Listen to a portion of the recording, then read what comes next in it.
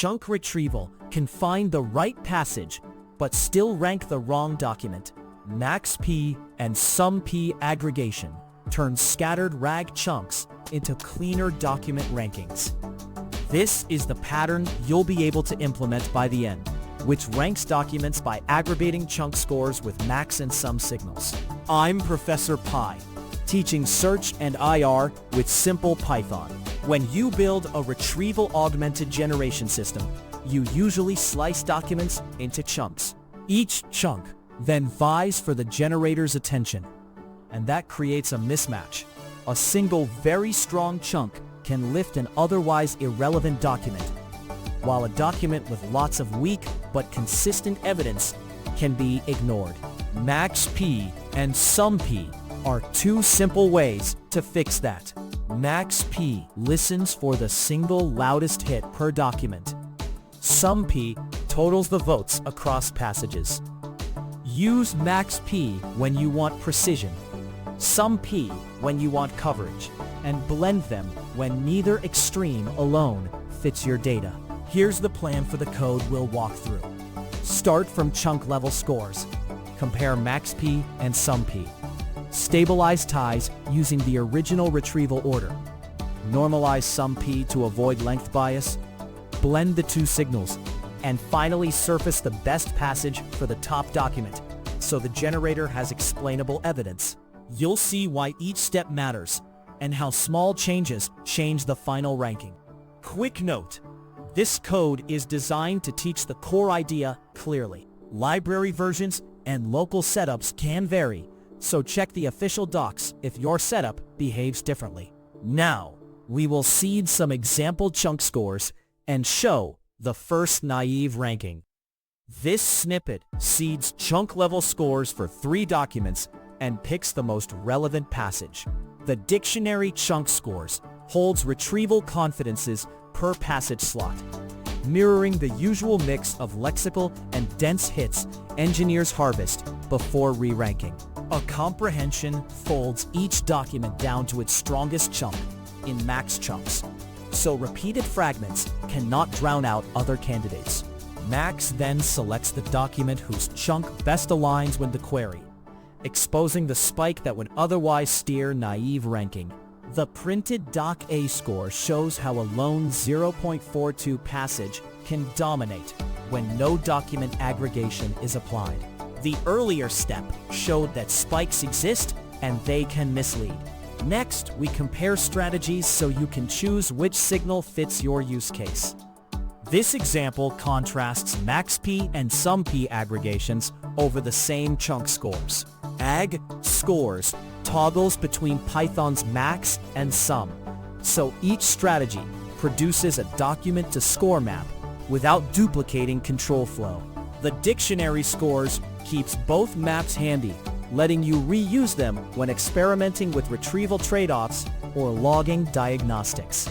Deriving tops exposes how MaxP favors spiky passages, while SumP rewards distributed relevance that long-form answers usually need. The printed Doc A versus Doc B labels make the competing instincts visible before you commit to one aggregator. Seeing competing orders helps, but rankings must be stable and reproducible. If 2 documents tie or scores are close, a rival order should break ties predictably. This code derives deterministic document orders for each aggregation strategy. Candidate order preserves the original retrieval arrival sequence, so later stages can break ties reproducibly. The comprehension builds rankings by sorting documents on descending scores, while falling back to candidate order indexes for stability. The output lists show MaxP staying loyal to Doc A, whereas SumP rotates Doc B forward because its cumulative evidence is higher. The printed orders therefore tell you which aggregation would change the final document ranking. Now that we have stable orders, we can add sensible normalization and attach the actual passage texts so decisions are explainable to humans. This snippet blends MaxP with length normalized SumP, while attaching passage texts for context. Chunk passages records the human-readable snippets aligned with chunk scores, so later stages can surface explanations without extra lookups. AVG scores divides the SumP totals by passage count, muting the advantage long documents gain from sheer chunk volume.